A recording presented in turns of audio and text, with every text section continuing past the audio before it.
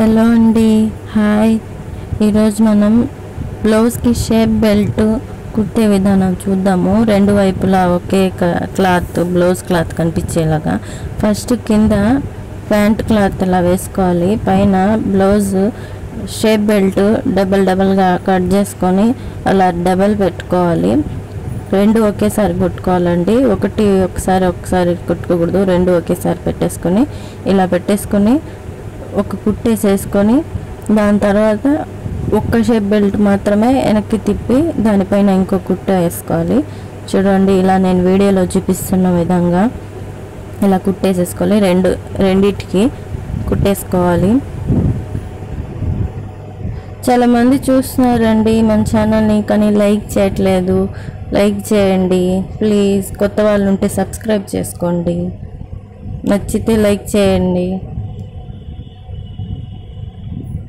చూడండి, ఇలా కుట్టేసుకోవాలి.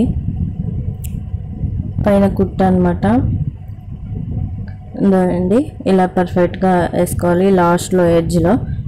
తర్వాత ఫుల్గా రౌండ్గా మామూలుగా కుట్టేసేసుకోవాలి, కదలకుండా ఫుల్ రౌండ్గా కుట్టేసుకోవాలి.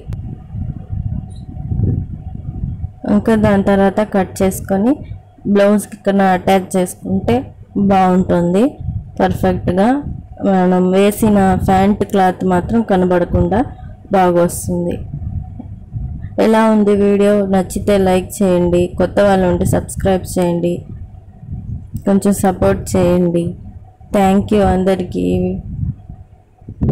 బాయ్.